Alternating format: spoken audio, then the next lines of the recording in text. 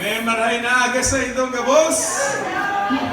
It's great to have the campus leader service ngayong umaga. Kung nagtatawagan masyadong mga bata, so ito lang yung purpose na or yung goal natin na the future is bright for the Naga International Christian Church. No, young men and women raising up in the kingdom of God, raising up to take on more responsibility at gusto magbago ng kanilang hinaharap. Come on. Today we're going to talk about Deuteronomy chapter 30. Ito yung last time na ginather ni Moses yung mga Israelites before siya mamaalam. Come on, Chris. You know what's interesting about life is hindi natin pinili yung pamilya natin or yung nakaraan natin or kung paano tayo pinalaki. Pero we get to choose our future. Yeah. Come on. In Deuteronomy chapter 30, verse 19, Come on, Chris. sabi niyo ni Moses, I set before you life and death, blessings and curses. Now choose life. That's the heartbeat of the sermon this morning. God is saying, your parents might have wandered in circles, but you don't have to. The future starts with you. The title of the sermon this morning is simply, The Future is You. Wow. Come on. Ikaw ang kinabukasan. Nasa iyo ang kinabukasan. Let's go back and read in verse 11, Deuteronomy chapter 30, verse 11. Come on. Sabi dito, now what I am commanding you today is not too difficult for you or beyond your reach. It is not up in heaven so that you have to ask who will ascend into heaven to get it and proclaim it to us so we may obey it. Nor is it beyond the sea so that you have to ask who will cross the sea and get it and proclaim it to us so that we may obey it. No, the word is very near you. It is in your mouth and in your heart so you may obey it. Come on. Yung sinabi dito ni Moses na yung commands ko, yung mga sinabi ko sa iyo, hindi siya nasa langit na hindi mo alam. Na kailangan mo pang umakyat ng langit para i-obey si God. Hindi rin daw siya nasa ilalim ng dagat na kailangan pang sisirin yung mga commands niya. At hindi natin i-obey or mahihirapan tayo na i-obey si God. Pero sinabi dito na yung commands niya, malapit lang daw sa atin. Come on. Malapit lang daw, nasa bibig lang daw natin siya at nasa puso natin. Yeah. Come on. Bakit? Ano yung pinaka-naging problema? For 40 years, their ancestors have wandered in the desert. Dapat 2 weeks lang yung journey nila mapunta sa promised land. Pero naging 40 years. Nagkanda-ligaw-ligaw sila na inabot ng 40 years yung journey na meron sila. And imagine mo yun, parang yung 4 years mo sa college naging 6 years. Parang gano'n. Diba sinabi ng school, ito yung mangyayari, tapos maganda dito, 4 years mo maging 3.5 years lang. So nangyari, naging summa cum laude, instead of summa cum laude, summa 10 taon ka na sa college. Ang daming detour, ang daming side quest, ganun yun ang mga nangyari sa mga Israelites. 2 weeks lang, naging 40 years. A whole generation passed. Kailangan gumawa ng generation na bago si God para ma-reach nila yung promised land. Come on. There's a cycle of obedience and disobedience sa mga Israelites, worshiping, gratitude, pero minsan nagko-complain sila. So ano nangyari? God had to wipe out the older generation for the new generation. Amen. The hope was that the newer generation would have the heart to obey God. Unlike their ancestors, that they will reach the promised land unlike their ancestors. You know today, do you notice that cycles or life is just a cycle? Paulit-ulit lang, walang bago. Nire-repeat lang natin kung ano yung history, nire-repeat lang natin kung ano yung nakaraan. Pero today, you have a choice to break that cycle. But number 1, breaking the cycle of your past. Come on. Breaking the cycle of your past. And yung pinaka-problema nila, Yung mga ancestors nila hindi nakamit, hindi nila nagawa. But the newer generation can definitely do it. Come on. Pero yung mga cycle, kailangan ma-break natin. Kailangan mabago natin siya. Kailangan baguhin natin yung sistema sa eskwelahan. Come on. Yung mga previous generation, yung bad habits ng ngopya, dapat hindi na tayo ng ngopya sa klase. Amen. And if you're a single, naloko ka na dati, huwag ka na magpaloko ulit. Sabi mo, I'm not gonna fall into the same trick twice. Tapos chinat ka lang, ayan, na naman. Nagpaloko ka na naman.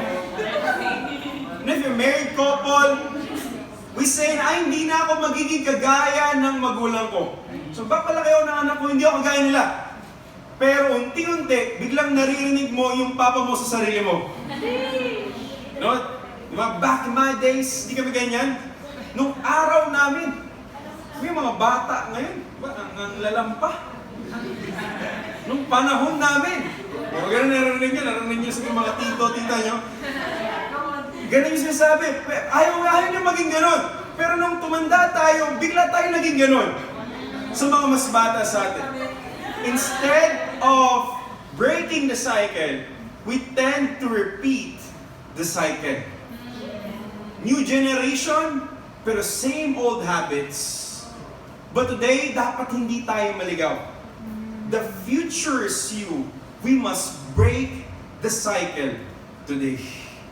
Now Moses told Israel, the word is near you. Meaning you don't have to be stuck in the cycle. The past may explain you, but it doesn't have to define you. Come on. Today, are you defined by your past? Are you defined by your upbringing? Are you defined by your family background? Mga kapatid mo, pamilya mo, are you defined by your past?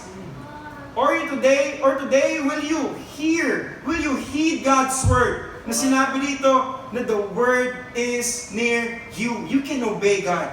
You can change. You can break the cycle. The Hebrew word for near is karo, which means within reach. Abot kamay mo siya. God is saying, obedience is not out of reach. It is right here if you are willing. If you are willing, you can break the cycle. And if you're in the campus ministry, maybe you've come from a broken family, right? Or a school culture of compromise. But you can break that today. You can start a new spiritual culture on your campus. Now maybe if you're a single, maybe you've grown up in a cycle of fear, insecurity, or even addiction. But your obedience today can break that curse. For the married, maybe you can be the first in your family to raise a home built on faith, not on frustration. Come on. In Acts chapter 17, in verse 26, Acts 17 verse 26, sabi dito, from one man he made all the nations, that they should inhabit the whole earth. And he marked out their appointed times in history and the boundaries of their lands. God did this so that they would seek Him and perhaps reach out for Him and find Him, though He's not far from any one of us. For in Him we live and move and have our being, as some of your own poets have said, we are His offspring. Nung sinabi dito, from the time of Adam hanggang sa time natin ngayon, God has been in charge. God determined the times where we should live and kung kailan tayo mabubuhay. Meaning you did not get to choose your parents. Hindi ka nakapili kung kailan kayo papanganak. Hindi ka pinanganak noong 50 BC. Pinanganak ka ngayon, no? You're 80 years old, you're 25 years old. You get to be born, Gen Z ka, hindi ka boomer. Or kung boomer ka man, hindi ka Gen Z. Or Gen Alpha. And there's a purpose for that. God chose the best possible time for you to be born so that you may seek God. Hindi nagkamali si God sa pagpili kung sino yung mga magiging magulang mo. But do you despise your past? My father died when I was 10 years old. Not great. So growing up, ayun yung kinikrave ng kaluluwa ko. To have a father figure. So growing up, wala akong father figure, so I barely could remember yung voice ng tatay ko. Hindi ko na maalala. Hanggang ngayon, wala akong idea kung anong boss. Alam ko, itsura niya, may memories ako with him, both good and the bad, amen? Pag pinapagalitan, sa pag sineselebrate. Pero I could not remember na yung boses niya. But I respect my dad.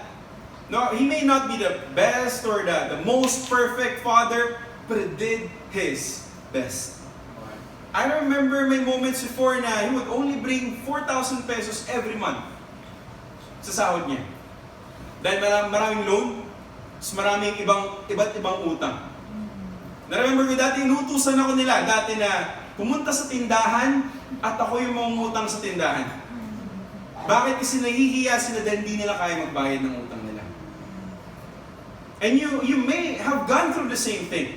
So nagkikreate nyo ng insecurity, ng lack of confidence, and even a crippling fear of what does it look like in the future. Come on. And so I long for a breakthrough in life. I long for a change na ang inisip ko, ako yung mag-aahon sa pamilya ko sa kahirapan. And maybe you have the same heart today. Now you're working hard, you're giving your best, because ayun yung dream mo, ayun yung pangarap mo. You want a better future for yourself and for your family, Come on. which is a noble desire. Yeah. Pero today, sinabi dito sa scripture na you're not only meant to break away from the past hurdles of your previous family, but you're meant to seek God. So yun na-realize ko, I was longing for a physical father, pero yung kulang pala sa buhay ko is a spiritual father. Come on. You see, different homes, different rules. Different houses, different cultures. Sabi nila ito yung tama, sabi nila ito yung mali. Pero hindi natin yung madidefine, hindi natin yung matatama kung wala tayong standard ng tunay na Ama natin na nasa langit. Come on. Maybe what you need today is not a different father, a different family. But maybe what you need today is to start a cycle of spirituality in your homes. Come on. You know, next year, I'm able to get a chance to build my own family. The showcase is 3 months pregnant ngayon. I'm gonna be a father. And it's the same thought. You know, I wanna be better. I wanna make sure na I don't repeat the same mistakes na na-create ng family namin before. But now, I'm not only guided by traditions. Yeah. I'm not only guided by principles or na mga sabi-sabi lang ng nakakatanda. But now I'm guided by my Father in heaven. I'm guided by the scriptures na I can raise my family in a godly standard where he or she could be protected, where he or she could grow up, not like me, kung ano yung wala ko, kaya kong mabigay sa kanya. Because God allowed me to seek Him. Because God allowed me to break the cycle of sin. My challenge for you, the first way to break the cycle, my first challenge to you is to forgive your parents. You gotta forgive your parents. They've done what they could. They've done what they know. If you're a victim, they're also a victim. And it's a generational sin. From the time of Adam when we decided for ourselves, ito yung tama, ito yung mali. When sin entered into humanity, we fell apart. We're broken, we're lost. And our homes were damaged. Our childhood were robbed from us. Our innocence were ruined. But today, you don't have to stay in that cycle. Come on. The second challenge for you is you gotta ask yourself, what cycle needs to end with me? Ako na yung huli. Ikaw na yung huli. Maybe it's the cycle of poverty. Maybe it's a cycle of anger. Na-appreciate yung sharing nila, Sheen, kanina. yung tatay nila kasi umuwi, takot sila, may kutsilyo. You see, you gotta grab self-control. Maybe it's a cycle of laziness. Not wanting to desire for more, going for more, dreaming for more. Maybe it's a cycle of lust. That's why there's molestation, immorality, even amongst relatives. You can say to God, God, ako na yung last. Maybe it's a cycle of fear. Today, I want to challenge you, make a decision to proclaim, to declare, it ends here. Because the future is you. Come on. Point number 2. Let's continue reading verse 15. Come on, Chris. Verse 15 says, See, I set before you today life and prosperity, death and destruction. For I command you today to love the Lord your God, to walk in obedience to Him, and to keep His commands, decrees, and laws. Then you will live and increase, and the Lord your God will bless you in the land you are entering to possess. But if your heart turns away, and you are not obedient, and if you are drawn away to bow down to other gods and worship them, I declare to you this day that you will certainly be destroyed. You will not live long in the land you're crossing the Jordan to enter and possess.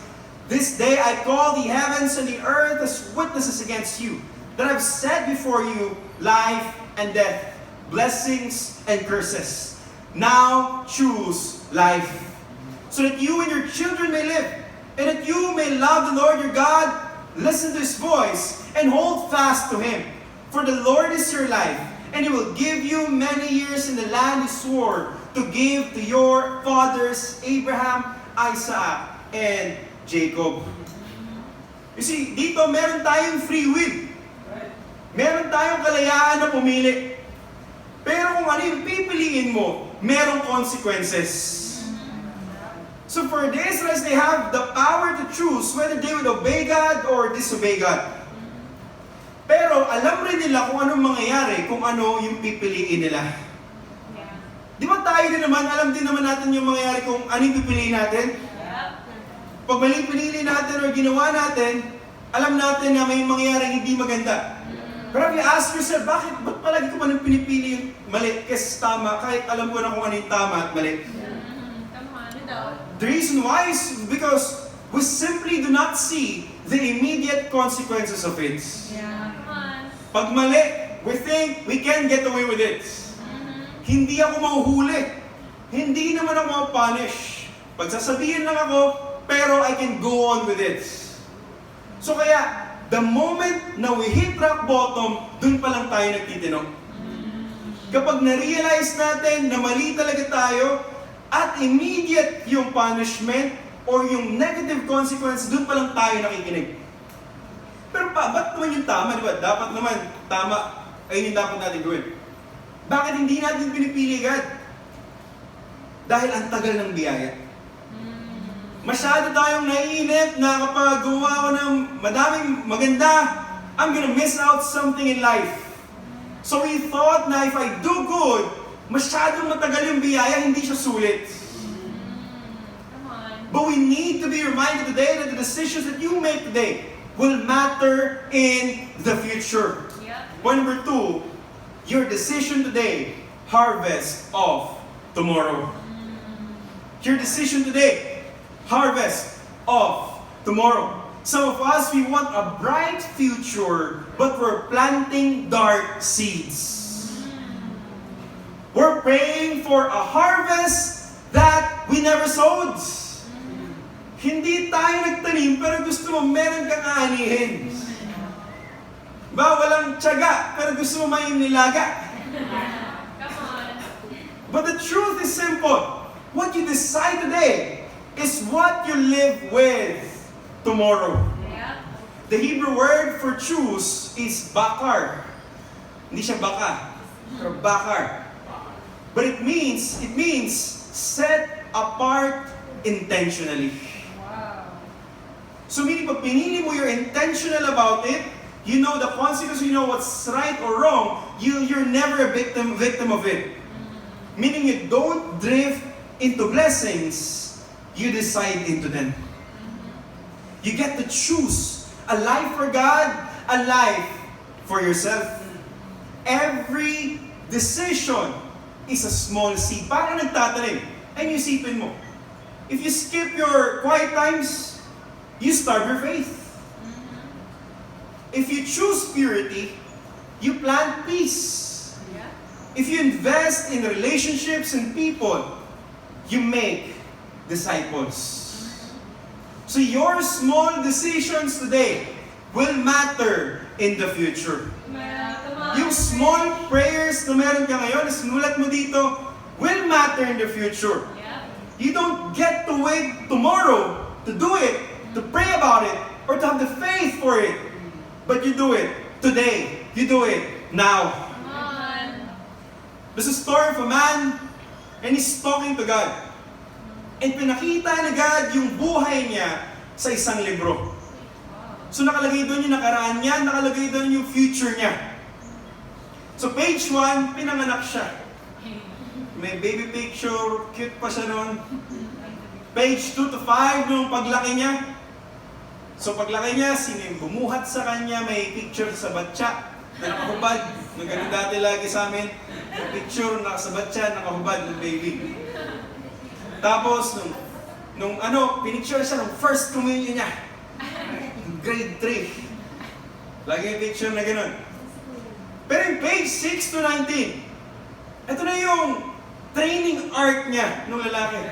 Hirap siyang graduate, meron financial problems, diba? Nag-break upan siya ng jowa niya.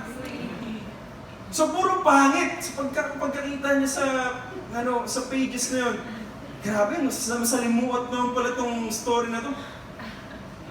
Pero pag skip niya sa page 20 ng buhay niya, natupad yung pangarap niya. Nakagraduate siya, nagkaroon siya ng pamilya, tapos naging evangelist siya. Grabe, ganda pala ng future ko, God. Na hindi nakita niya sa libro. Sabi ng lalaki, God, pwede ko bang tanggalin yung page 6 to 19? Skip na lang ako sa page 20. Para itong future na to, ito na lang yung mangyari. Let's skip to the good parts. Sabi sa TikTok nila ba? Hindi kasi ako TikTok eh. Sabi ni God, sige ikaw bahala. So tinanggal ni God yung pages 6 to 19. So tuwan-tuwa yung lalaki. Ang problema, pagkatanggal niya sa page 6 to 19, hindi naiba yung page 20. Hindi natupad yung pangarap niya, na-delay lang yung lessons niya, naiba yung landas ng buhay niya. So see, ang problema pala natin, we want to skip to the good part, but the bad part is necessary for you to experience or achieve the good parts. Yeah. The page 6 to 19 is essential. Hindi siya hadlang, hindi siya hindrance. But those tough times, when you make the right decisions, will matter. Whether you'll get the achievements you want, or magiging kwento na lang, or drawing na lang yung mga pangarap mo. Don't skip to the good part. Today, God is calling you to decide to choose Him for you to experience the good parts.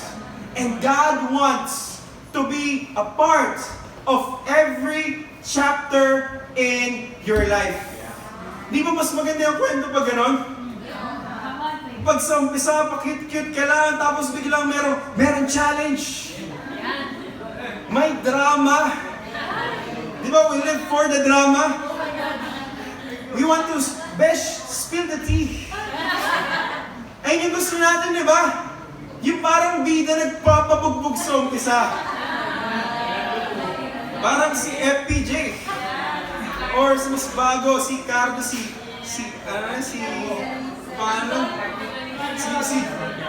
Marty, Coco Marty, Choco Marty niya nasa. Di ba ganun si FPJ, nagpapabubog siya isa. Tapos mamaya bilang, jib, tapos gagano. Yung signature move niya. Tapos, i-rescue niya yung leading lady niya. na ilang beses na muntik mamatay. So magka-rescue niya, biglang darating yung pulis. Late lagi yung pulis. Tapos happily ever after. Tapos sa ibang movie na naman, akin ang tondo, sa iyong Cavite, isang bala ka lang. But those movies, kahit alam na natin yung ending, kahit alam na natin yung kwento, paulit-ulit natin siyang pinapanood, sinusubaybayan. Because those stories are our stories. Yeah, come on. The struggles of life, the hurdles, the trials. We know that if we don't give up, maliligtas natin yung leading lady natin. Kahit bubog tayo sa umpisa, kaya natin kompyangin ang kalaban. Kahit late ang pulis, okay lang. Kasi ililigtas ako ni Gods. You see, today, if you're a campus student, every day you decide between conformity and conviction. The future leaders of the church is sitting in this room right now. You are it. The future lawyers, the future attorneys, the future doctors, the future politicians, the future contractors is in this room today. Are you going to repeat the cycle or are you going to break it? You know, for the singles, your habits today are shaping your spouse. You're being a leader. And eventually, your decisions today will make into the parent that you will become someday. Yeah. You know, for the marriage, the way you love and lead at home today will echo in your children's future faith. Amen. Papasalamatan ka lang, Ma, salamat sa guidance mo.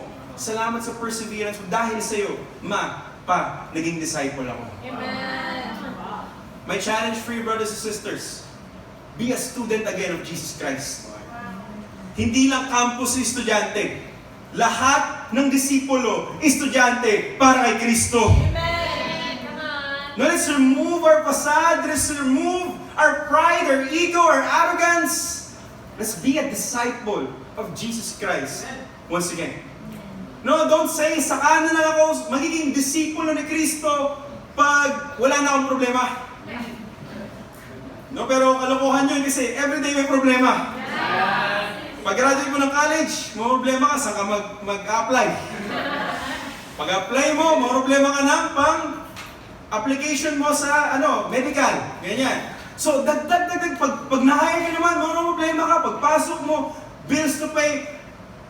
Pag nag-earn ka na, may problema ka na naman. Sa kalilipat, anong career next path? Next path ng career mo.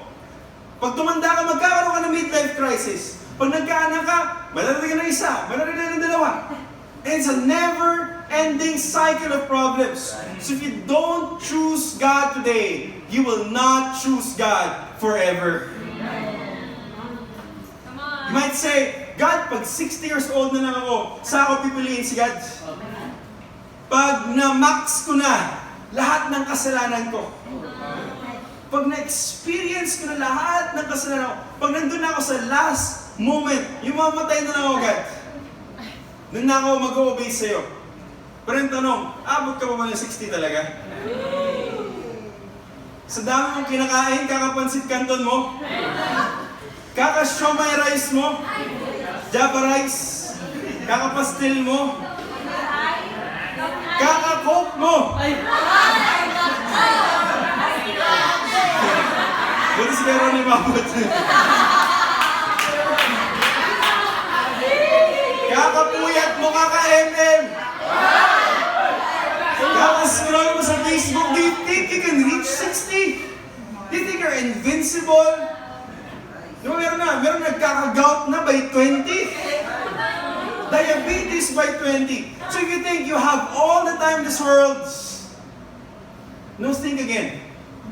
Don't wait for a rock bottom before you become a humble student of God. We gotta be urgent. Hindi lang estudyante ang disipulo ni Kristo. Kahit anong edad, disipulo, dapat niya tayo. If you want to change tomorrow's harvest, change today's seed. Come on. The future is you. Again, in verse 19, now choose life so that you and your children may live. Moses ends with a challenge, so we will end with a challenge. Moses said, now you don't need to wait for the next generation. You are the generation. Come on. God is raising up students who will become world changers. Come on. Singles who will be strong pillars of faith. And marrieds who will raise godly families that will last. So when the world looks broken, when you see corruption, when there's confusion in the world, and when there's compromise all around you, remember this: God's solution is not in the future. It's here. It's you. Because the future is you. And to God be all the glory.